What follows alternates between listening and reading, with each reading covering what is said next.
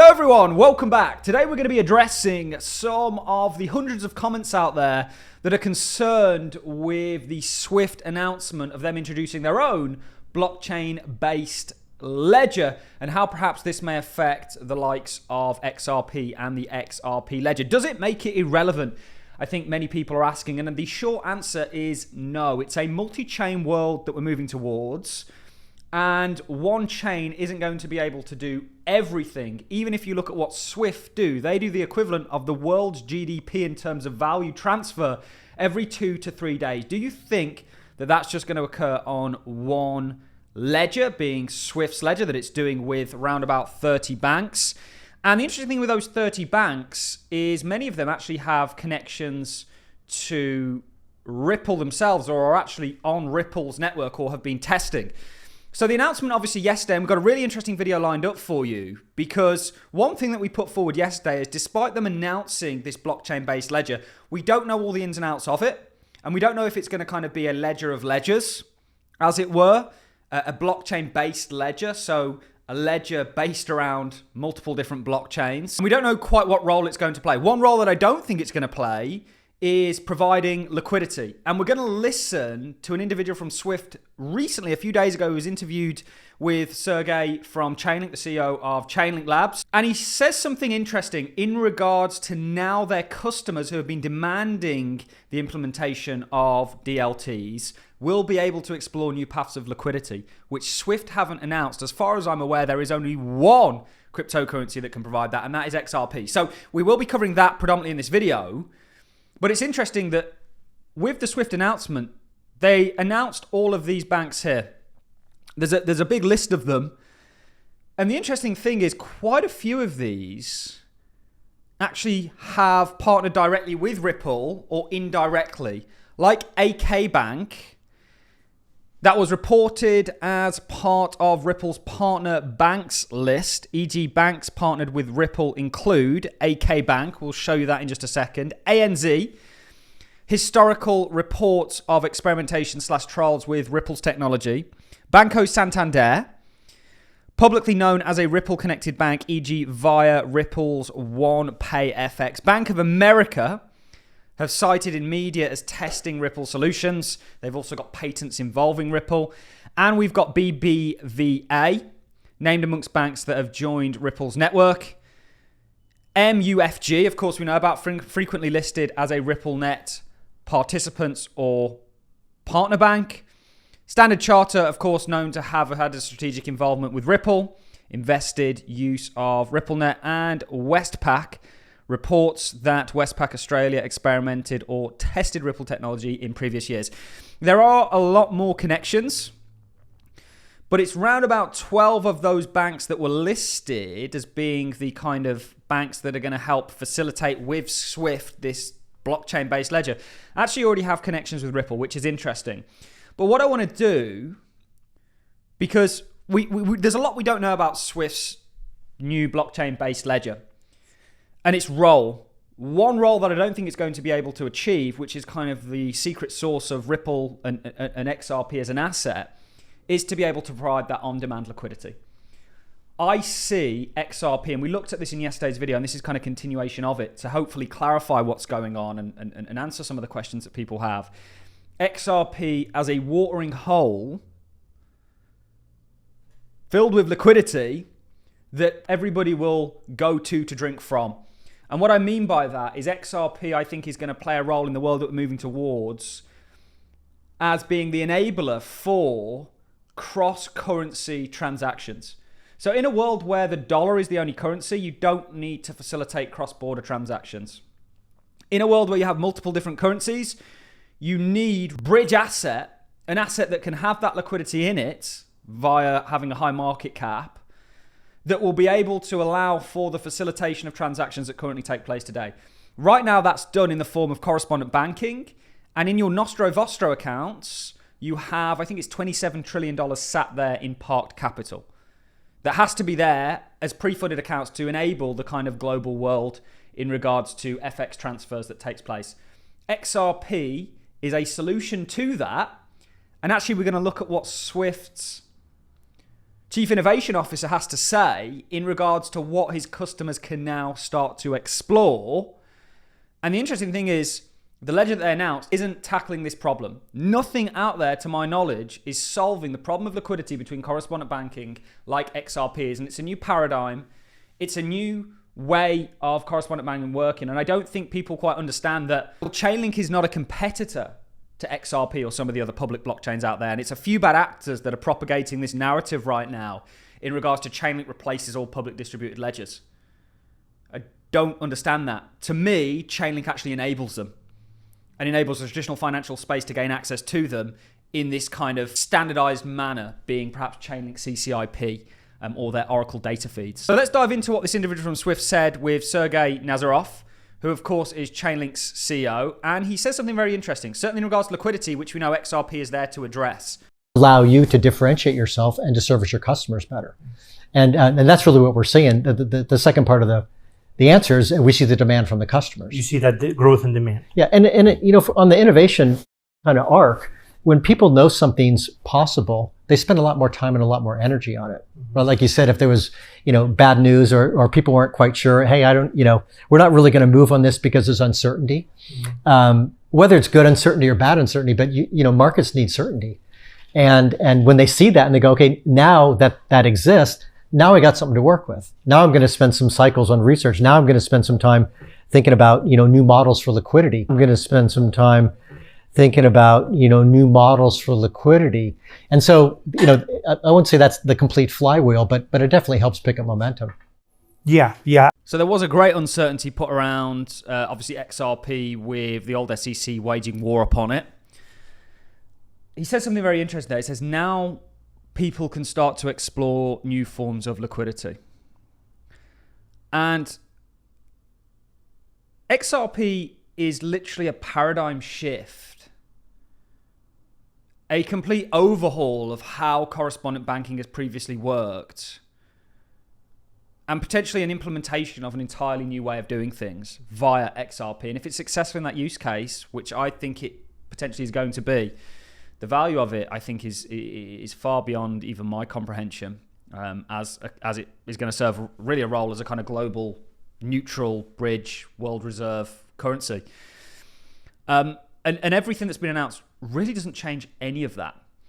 What I want to do, I've got a number of clips for you, is play you a clip quickly of Chris Larson back at Sibos 2014, where he actually talks about how the networks, whether that be Swift or Visa or Earthport, can essentially plug into this and actually use and utilize it for their customers, which we just heard the Swift CIO, Chief Innovation Officer, actually just say that now there's that certainty. People are going to look to explore in regards to new paradigms for liquidity. Let's dive into this. Value exchange, and that's really the mission that we're trying to accomplish. What does that mean for financial institutions? Well, it means that banks remain the custodians, but they can also correspond with each other directly, and they can use this real-time settlement system without putting up capital on both sides, and with getting maximum competition for that exchange of value. It's a fundamental structural change in correspondent banking.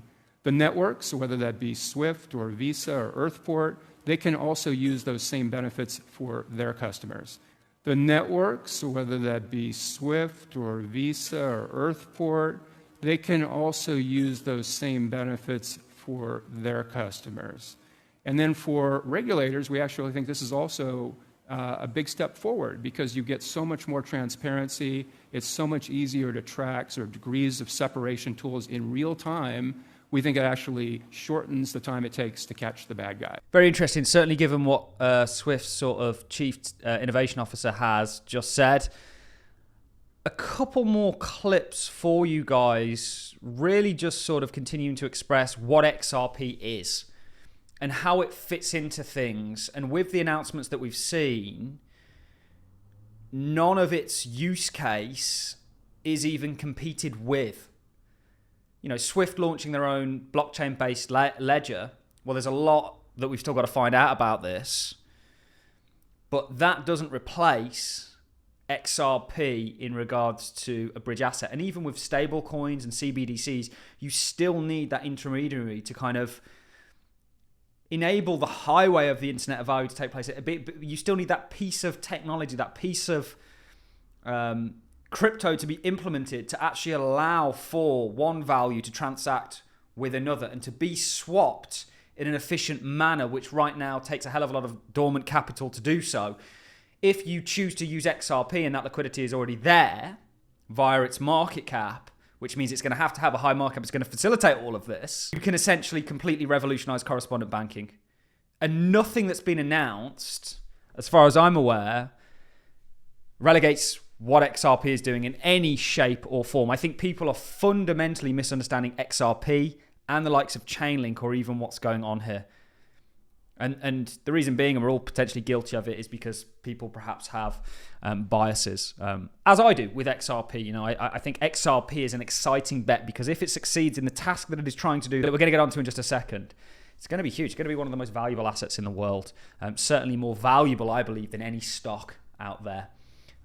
That's my prediction if it's successful. Let's dive into David Schwartz and what he says about XRP's role, even when you have DLTs that are facilitating stablecoins and CBDCs, how it could work in that world. Opportunity. So stablecoins and CBDCs can make domestic payments better. And that's extremely important because if domestic payments aren't good, international payments can't possibly be good. Every international payment, at least a retail or consumer one or anything that's not directly between the largest banks, there's going to be a domestic payment on each side.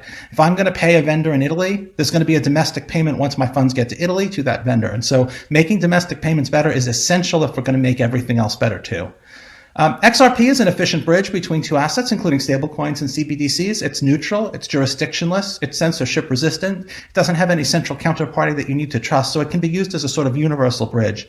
And blockchains are what provide that level playing field so that banks and regulators can live in a multi-asset future without having to deal with hundreds of different APIs, hundreds of different controllers or different rule sets. Again, XRP, regardless of another introduction of a DLT that might want to tokenize things, you know, it doesn't solve the fundamental problem that XRP was created to address in regards to this kind of neutral bridge currency, or neutral bridge. Currency is not the right word. A kind of neutral enabler, a bridge for value of all kinds. XRP can be the kind of watering hole, as it were, where everybody can drink from and get liquidity from. And this is the big thing with XRP that I don't think people understand in regards to what it's designed to do. It can do other things. You know, we're seeing RLUSD quickly growing. We're seeing the tokenization of funds. It could do all these things. But in regards to kind of on-demand liquidity, for me, that's XRP's USP. And I'm not sure if you guys agree. Let me know in the comment section. That's just how I see it. Let's play another clip of Brad Garlinghouse now talking more about this. Then we've got a live example of it. And then I'm going to love and leave you. It's important we do these videos, certainly with so much FUD out there right now, directed towards the XRP community. Unfortunately, the crypto space can be very toxic. You can't do anything really about that, but you can choose how you choose to react to it. Banking works is pre-funded capital sits in accounts around the world. And you have literally $10 trillion pre-funded into other banks, into other financial institutions in order to facilitate. It's the oil in the engine that allows correspondent banking to work. And it's sitting there. And if we can reduce the amount of oil necessary in the engine, that's incredible efficiency for the global economy. That's good for everybody. If we can remove 10 trillion to a lower number, that's stock buybacks, that's dividends, that's working capital for lots of other purposes. Stepped in with a blockchain-based solution. We built a global network of 70 plus countries at RippleNet with world-class banks, fintechs on both the sending side and receiving side, and put a bridge digital asset in the middle, our XRP or others, where we can move that value very quickly, take out that 7% spread, make sure there's reliability. We believe it's an efficient and green solution, and we cover most of the world with it right now. So we've got great uptake, and we're just getting going. So I want to get this video out there, perhaps reaffirming what XRP is doing, how nothing that's gone on with Swift and Sibos really negates that. Remember, Ripple is essentially a competitor to Swift. It was natural that Swift were going to introduce some sort of their own DLT, their blockchain-based ledger. We don't know if that's a kind of ledger of ledgers or what it really entails. But in regards to does this relegate XRP into irrelevancy, I think the opposite is true. Actually, Swift are playing catch up with Ripple and XRP, not the other way around. And if anything, what Ripple's been working on really since 2012 when it started off as OpenCoin, founded by or invested in by the likes of Peter Thiel, somebody who had changed money fundamentally previously. You know, what they were doing was the right thing, and clearly visionaries in regards to the direction that the future was going in, and testimony to them in regards to what Swift just announced. So that's it from me. I hope this clears some things up. I think there's a great misunderstanding in regards to what Chainlink is and the role it plays, what public distributed ledgers are, you know, what role Swift are going to play and continue to play. It is a changing world, but I think people are getting things mixed up. That's my own opinion. That's it from me, guys. I'm going to love and leave you. Thanks for watching, everyone, and I'll see you all in the next one.